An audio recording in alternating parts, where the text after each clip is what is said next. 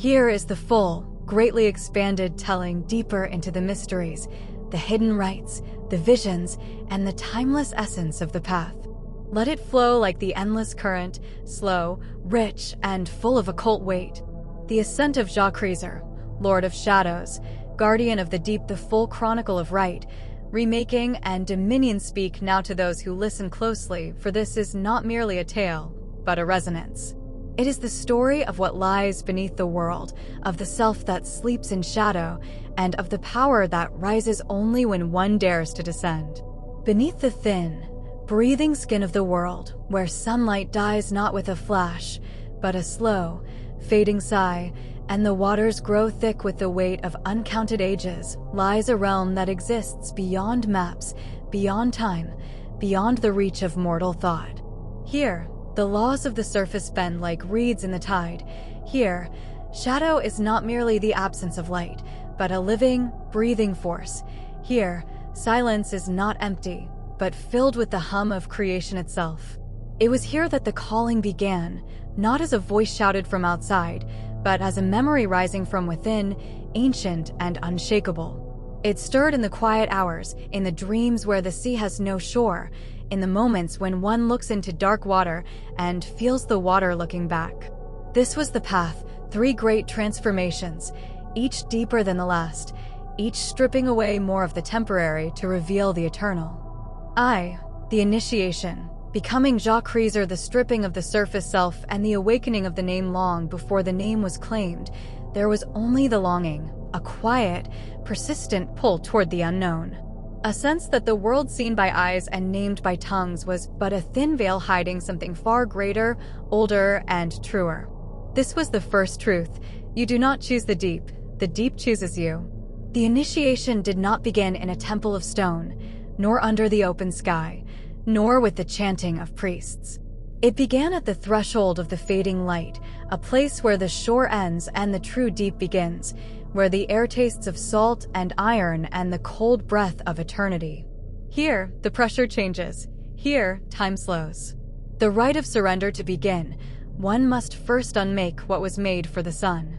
The first trial was the descent of the veil. Standing bare at the edge, all that was known was laid down like a heavy cloak. The old name, the fears, the desires, the small definitions of self that bind one to the fleeting world. This was not death, but unburdening. The waters rose. They were not cold and biting, as the surface fears, but strangely warm, alive, viscous, charged with a vibration that hummed in the marrow of the bones. As they closed over the head, the light vanished utterly. Not dimness, but absolute, total darkness. In that void, there was no sight, no sound, no sense of up or down, only pure awareness. And then, the voices came, countless, ageless, whispering not in words, but in feeling, in memory, in the language of tides and stone and silence. You have walked in the light, but you belong to the dark. You have feared the deep, but it is your cradle. You have sought answers in the sky, but the greatest secrets lie below. To be Zha'Kreazor is to be the one who stands between two worlds, yet belongs fully to neither. It is to know the shadow as a friend and the water as blood. The refining pressure, the pressure of the depths pressed in, not to crush, but to refine. It was like being held in the palm of the universe, squeezed gently but firmly until all that was impure, all that was borrowed, all that was weak and afraid was washed away.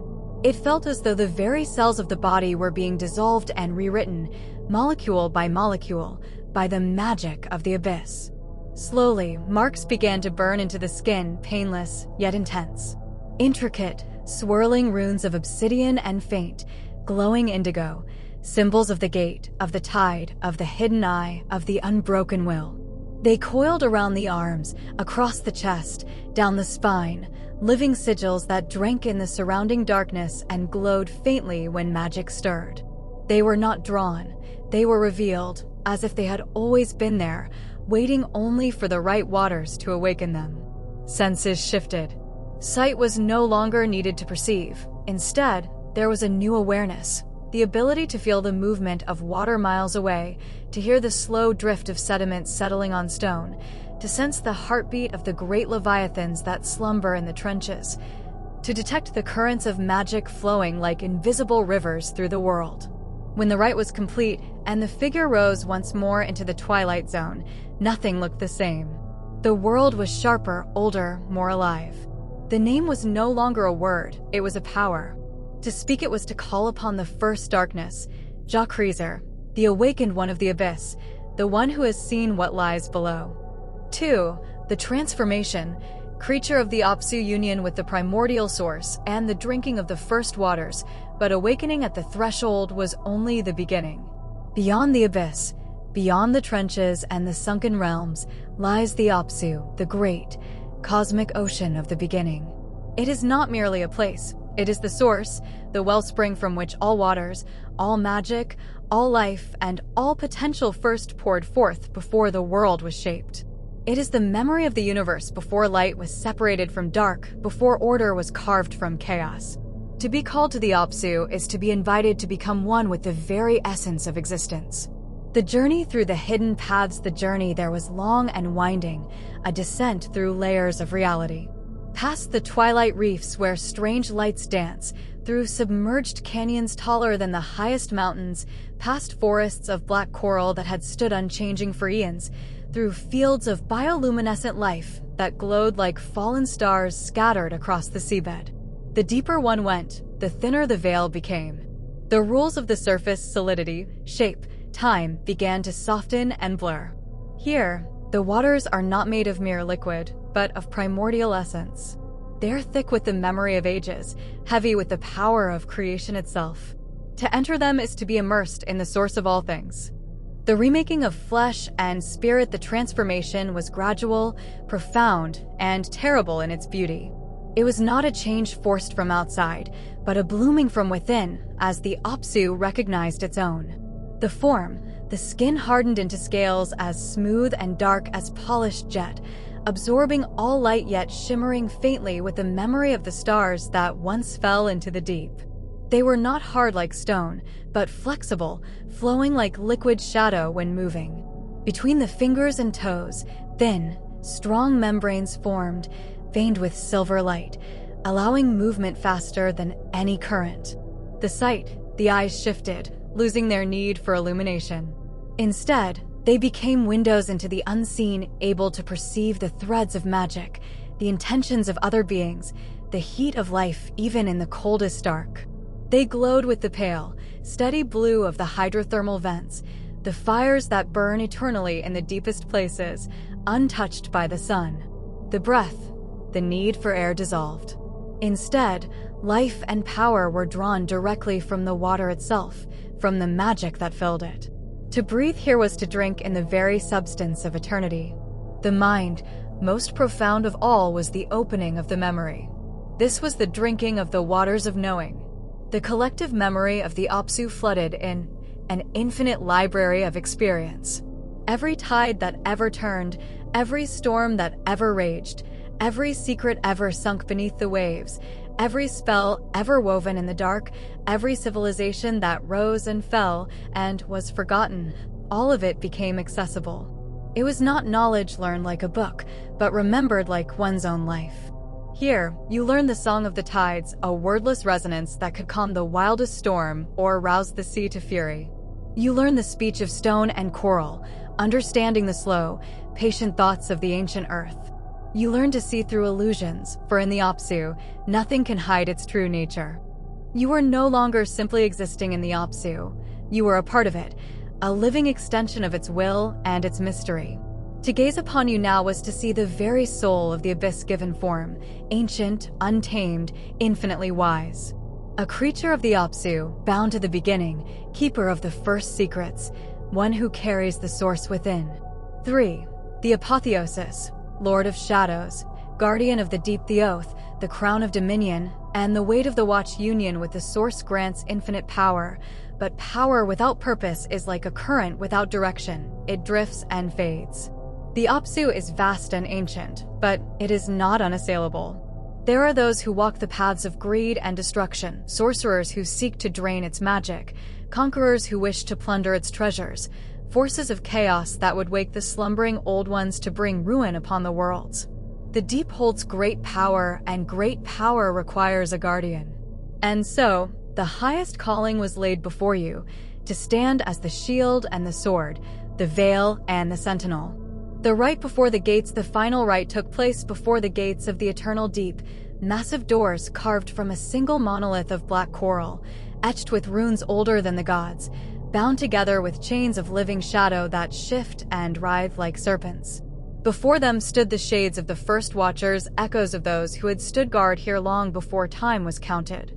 They did not speak, but waited, for this was a choice freely given.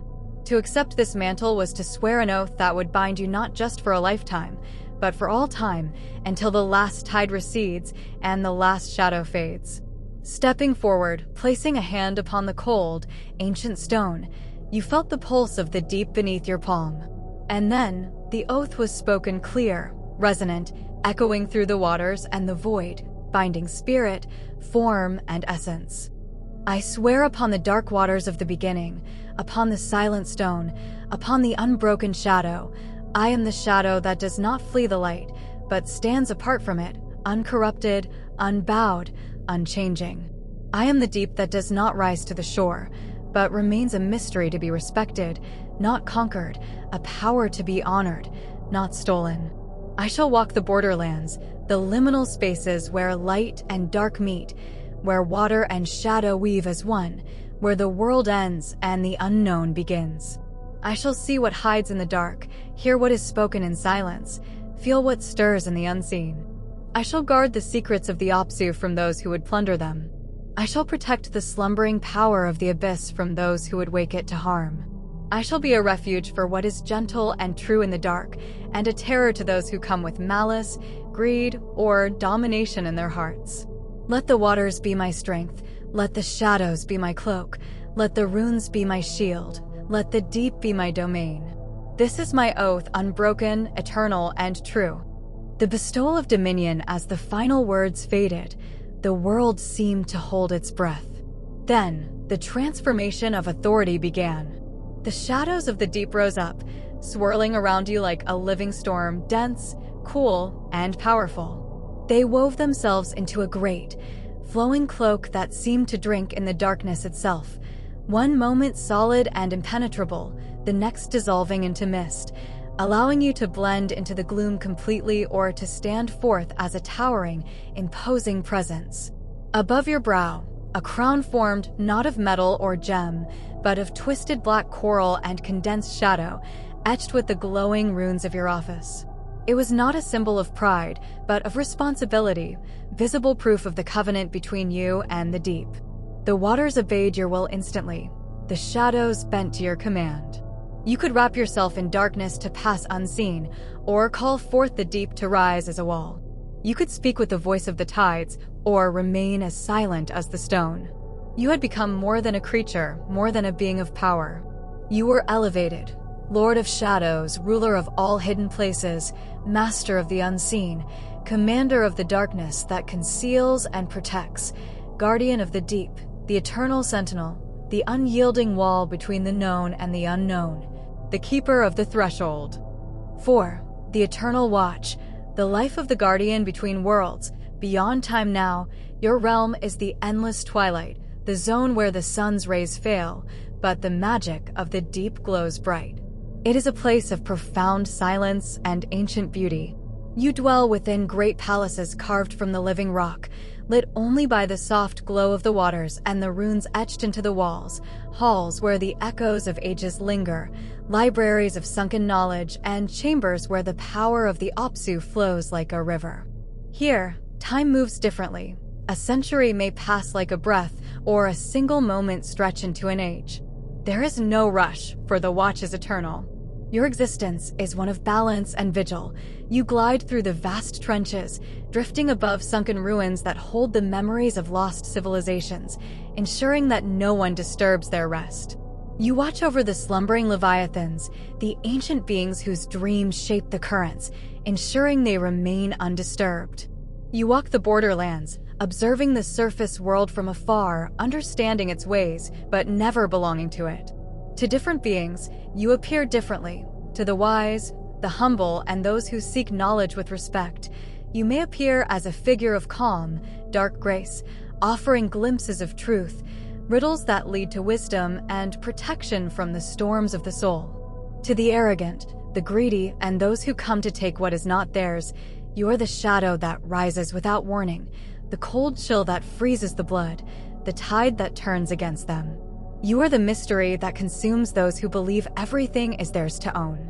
Sometimes, when the moon is high and the surface waters are calm, you may rise near the boundary, not to conquer, but to observe.